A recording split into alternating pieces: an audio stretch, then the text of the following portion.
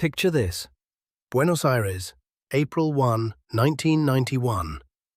You are standing in line at Banco de la Nación behind a schoolteacher named Elena Morales. She is doing something she has not done in 3 years. She deposits her paycheck, 1,200 pesos, without sprinting to the currency exchange first.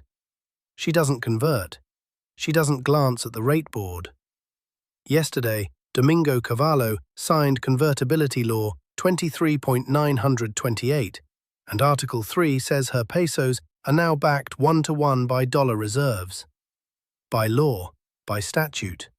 The exchange rate sign behind the teller says 1.00. It will say 1.00 for the next 10 years. 10 years and 8 months later, December 3, 2001, 2 a.m., Elena's deposit is frozen. She can withdraw 250 pesos per week. Her car payment is due in 6 days. Elena did everything right. She saved in the currency the government told her to save in. She trusted a law printed on billboards, signed by a Harvard-trained economist, endorsed by the IMF in 14 consecutive consultations. For 7 years, it worked exactly as advertised. Then the system kept its promise until the morning it executed the transfer. If you have ever held savings in a currency your central bank promised to defend at a fixed rate, if you live in Hong Kong, Bulgaria, El Salvador, or any country with a peg, what happened to Elena is the architecture you are inside. This isn't fiction. This was Argentina's Corralito, documented in BCRA archives, an IMF letter dated November 28, 2001, and the emergency decree Cavallo signed at 2 a.m. on December 3rd, the night his own law froze every peso deposit in the country. Now here's the question this video answers. How does a currency board actually work? Not what the textbooks say, that they impose monetary discipline. Not what the IMF said in 1991, that they end inflation forever. The forensic record from Argentina, 1991 to 2002, gives a specific answer. And it is not the answer most people expect. The official story says currency boards protect savers by tying money supply to dollar reserves. The forensic record tells a completely different story. The protection was for currency holders. The cost was transferred to wage earners and depositors. By contract, by statute, automatically, the moment capital reversed. Let me show you the forensic record, because this story has been told 100 times and almost always wrong. April 1, 1991. Cavallo signs Convertibility Law 23.928 in the Casa Rosada. Here is the first thing most people get wrong about Argentina's currency board. They call it monetary discipline. The forensic record calls it a contractual trap. 3 pieces mattered. First, the crisis that built it. Hyperinflation, 3,079% in 1989, 2,314% in 1990. Savings destroyed twice in 18 months. Argentines were burning currency in the streets to stay warm. The country had no political tolerance for any monetary discretion at all. Second, the legal architecture. BCRA, the central bank, was bound by statute to maintain peso supply at exact 1-to-1 parity with US dollar reserves. No discretion, no emergency clauses. Override required constitutional amendment. The law made deviation a statutory impossibility. Third, the initial execution. April 1, 1991. BCRA held $6.1 billion in reserves. The IMF documented this in its March 1992 Article IV consultation. Peso monetary base set at 6.1 billion pesos by law. Every subsequent peso required documentary proof of $1 added to reserves. The mechanism marketed itself as protection against inflation. What it actually built was a deflationary trap with one valve. When dollar inflows reversed, contraction was the only legal pathway. January 14, 1999. Ricardo Guzman is at his sewing machine on the third floor of Textil San Martin, the mid-sized fabric mill in La Matanza, 40 kilometers west of Buenos Aires, when the foreman walks onto the production floor. He has the news. Brazil devalued the real overnight, 40%. The orders for next quarter, already signed by retailers in Sao Paulo and Rio, have been cancelled by 9 a.m. Ricardo has worked at Textil San Martin for 7 years. 340 workers on the floor. Orders from Brazil, Chile, domestic retailers. He earns 1,200 pesos a month, $1,200 under the 1-1 peg. Stable employment, modest household. Argentine textile exports become uncompetitive in 24 hours. By March 1999, the factory cuts shifts from 6 days to 4. Ricardo opens his March 2000 paycheck at the kitchen table. 960 pesos. He stares at the number, not because his wage rate fell, because his hours fell. The factory could not cut peso wages without violating labor contracts, so it cut hours instead. By June 2001, the factory employs 140 workers. Half the workforce is gone. Ricardo still has his job. His nephew does not. Unemployment in La Matanza hit 28% by August 2001. INDEC documented the contraction in its regional employment survey. Ricardo's account at Banco Provincia held 14,000 pesos in November 2001. 7 years of careful deposits, 2,000 pesos saved annually. Industrial worker discipline. December 3, 2001, the Corralito decree froze it. Withdrawal limit, 250 pesos per week. His 14,000 pesos, locked. But the forensic record shows something here that does not add up. Ricardo did nothing wrong. His factory produced the same fabric in 2001 as in 1996. The orders disappeared because Brazil could devalue and Argentina could not. Why couldn't Argentina devalue? Because Article IV contractually forbade BCRA from printing pesos without dollar reserves. When reserves fell, peso supply had to fall, which meant wages fell, or hours fell, or jobs fell. There was no fourth option. The law had removed it 10 years before Brazil devalued. April 1, 1991. BCRA reserves, $6.1 billion. Peso monetary base, 6.1 billion. Hard-coded 1-to-1 by Article 3. The mechanism ran automatically in both directions. From 1991 to 1998, dollar inflows allowed peso expansion. Foreign investment, privatization revenue, commodity exports. Every dollar entering added 1 peso to supply. Reserves climbed to $27 billion by mid-1998. Peso base climbed in lockstep. GDP grew 35%. Real wages rose 18%. The expansion phase concealed the constraint. Argentina looked like the textbook success of monetary discipline. The IMF endorsed the model in 14 consecutive consultations. But the mechanism is symmetric. August 17, 1998. Russia defaults. Emerging market risk premiums spike across every capital market on Earth. Capital reverses. Dollars start leaving Argentina. Reserves fall $3.2 billion in 90 days.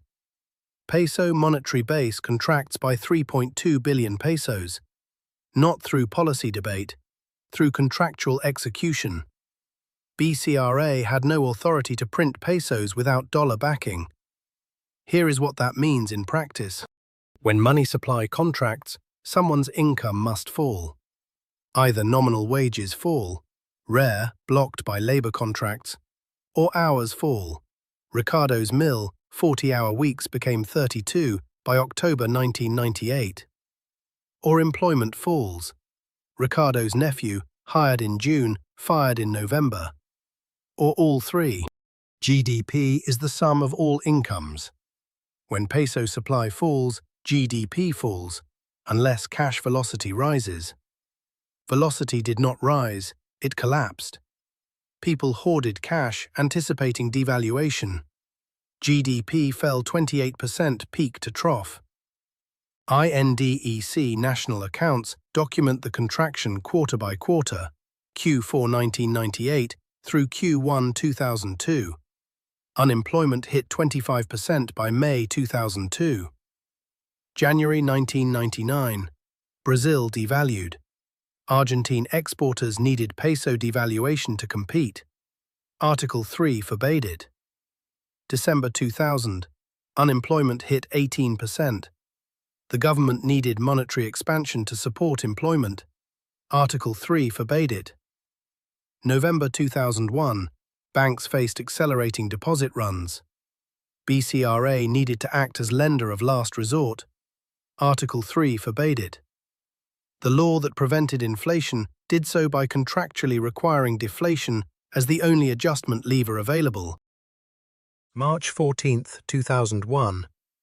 Antonio Garrigues Walker, CEO of Banco de Galicia in Buenos Aires, walks into the daily 8 a.m. Treasury meeting and looks at the overnight withdrawal report.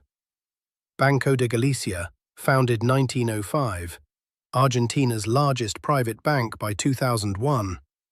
Total deposits, 8.4 billion pesos. The number is from the Superintendencia de Entidades Financieras, September 2001 report. The institution had survived 2 prior banking crises, conservatively run. The number on the report is not panic, it is quiet. Sustained outflow. Depositors are pulling cash steadily. 12 million pesos one day, 18 million the next. The CFO reads the figure aloud. Walker writes it on his notepad and underlines it twice. The depositors are not irrational. They are reading the same IMF reports the bank's executives read. GDP had contracted for 2 years. Reserves were falling. Every peso withdrawn under the currency board reduced the monetary base, which forced further contraction, which signaled more risk, which drove more withdrawals. The mechanism was self-reinforcing. Banco de Galicia could not stop it. Higher peso interest rates? Tried. Peso rates climbed above dollar rates.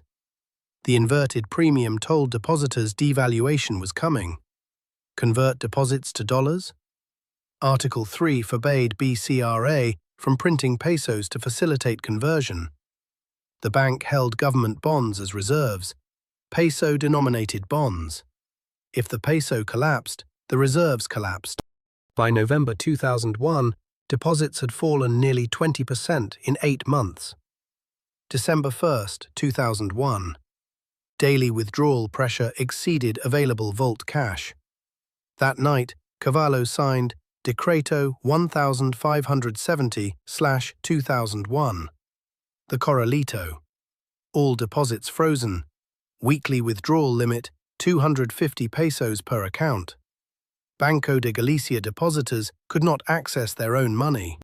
Not because the bank was insolvent, because the currency board had removed the only mechanism that could have prevented insolvency. Monetary expansion. Domingo Cavallo had designed the convertibility plan in 1991. 10 years later, he signed the decree that froze $67 billion worth of deposits. Banco de Galicia's $8.4 billion, locked. The man who built the mechanism became the man who had to seal it shut when it reached its logical conclusion. The bank was not the failure. The bank was the evidence. The official story says currency boards impose monetary discipline. The forensic record shows the discipline was asymmetric, and that asymmetry was contractually pre-decided.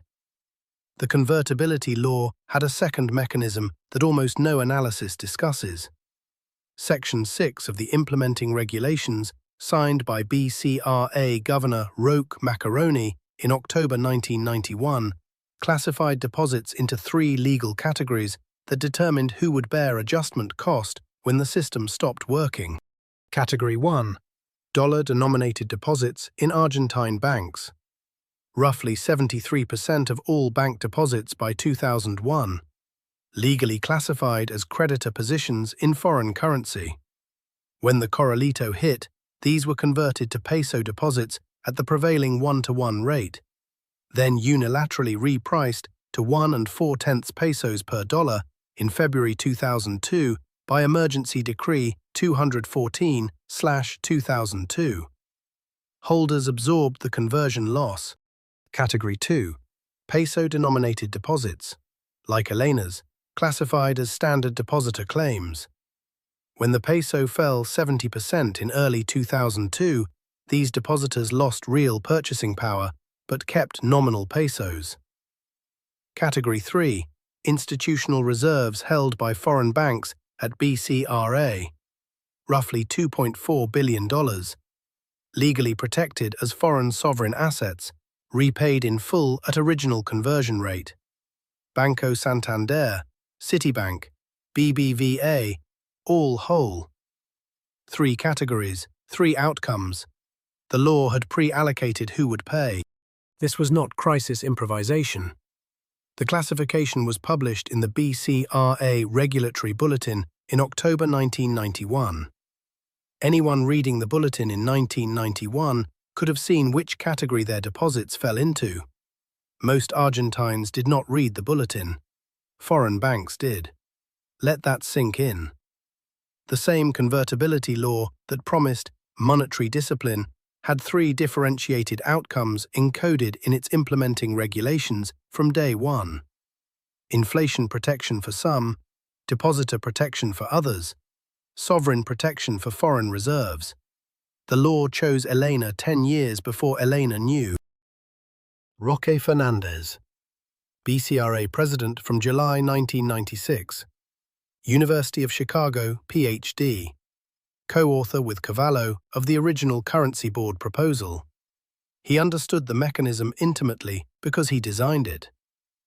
August 1998. Russia defaults. BCRA reserves fall $1.2 billion in 30 days. Fernández faces a choice that is not actually a choice. He can contract the peso supply by 1.2 billion pesos following Article 3 or violate the law. He contracts. October 14, 1998. He testifies before the Senate Economic Committee. Senator Bravo asks whether BCRA could expand money supply to prevent recession. Fernández states that Article 3 prohibits monetary expansion without corresponding reserve increase. The law allows no exceptions. The Senate record documents his answer on page 47. He was not being obstinate. He was reading the statute aloud. Between August 1998 and December 2001, BCRA reserves fall $15 billion. Fernández oversees the contraction of 15 billion pesos from the monetary base. Not because he favors unemployment, which reaches 25%, because the law requires contraction. December 3, 2001. Cavallo signs the Corralito. $67 billion in deposits frozen. Fernández resigns 4 days later. His resignation letter, published in La Nación on December 8, states that the Currency Board functioned as designed. The design was incompatible with external shock adjustment. The mechanism did not fail. The mechanism executed. The economist who designed it watched it perform exactly as the math predicted. The Senate did not ask him to return. Now look at where this exact mechanism is operating today across 3 jurisdictions, and what the deposit classification rules tell us about who will pay when their inflows reverse. Argentina, 1991-2001, is not an isolated case. The same architecture is operating today in 3 jurisdictions.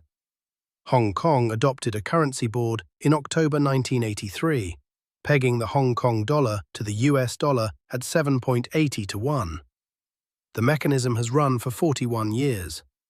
During the 1997-1998 Asian financial crisis, Hong Kong faced the same constraint Argentina would face 3 years later. Capital fled. The Hong Kong Monetary Authority could not expand money supply without dollar inflows. Overnight interest rates spiked to 280% in October 1997. Property prices fell roughly 60% peak to trough. Unemployment more than tripled. The currency held. The cost was transferred to asset holders and wage earners. Bulgaria adopted a currency board in July 1997, pegging the lev to the Deutsche Mark after hyperinflation destroyed savings. The mechanism has run for 27 years. During the 2008-2009 global financial crisis, Bulgarian GDP contracted, unemployment rose, the Bulgarian National Bank could not expand the money supply. The adjustment was internal: wages, employment, output. The lev held. El Salvador adopted the US dollar as legal tender in January 2001, a currency board by another name. When remittances fell during the 2008-2009 US recession, El Salvador faced automatic contraction. No monetary expansion was possible. The dollar was the constraint. Ricardo Guzman's hours, Banco de Galicia's locked vault, Roque Fernández's resignation. Different country, different decade, same mechanism. It is not random, it is structural. The instrument changes with the era. The mechanism does not. Remember Elena Morales, April 1, 1991. She deposited her paycheck in pesos because the law promised one-to-one parity. For 10 years the promise held. Her savings grew. She bought a car in 1996, paid cash. She did everything the system told her to do. December 3, 2001, the Corralito froze her deposit. She could withdraw 250 pesos per week, roughly $83 after the January 2002 devaluation. Her 14,000 pesos, accumulated over 7 years, lost 70% of their purchasing power inside 90 days. She did not lose her savings because she made bad decisions. She lost them because the currency board mechanism executed as designed. When capital reversed, the law required internal adjustment.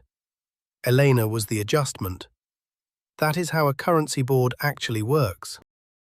So far we have decoded the mechanism. Here is what the forensic record documents.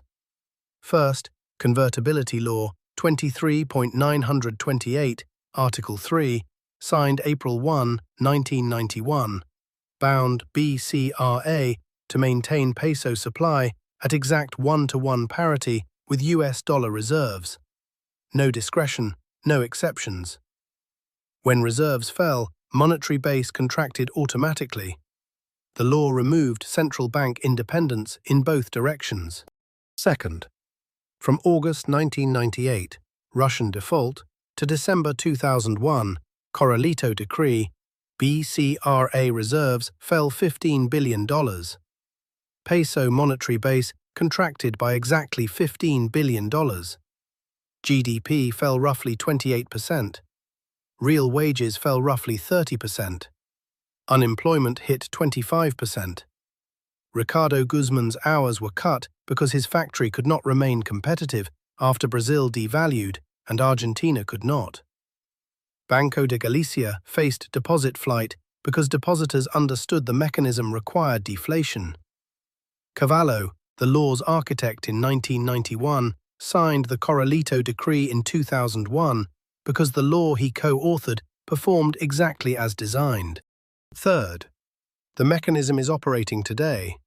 Hong Kong since 1983, Bulgaria since 1997, El Salvador since 2001.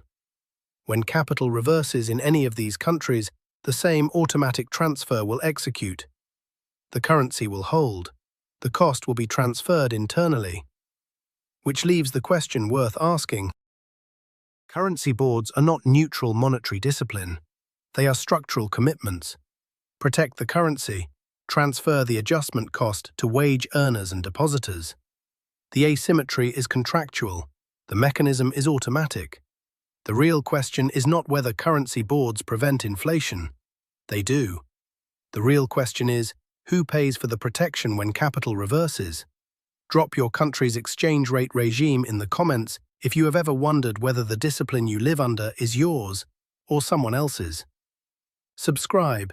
Every week we decode another mechanism the textbooks won't explain.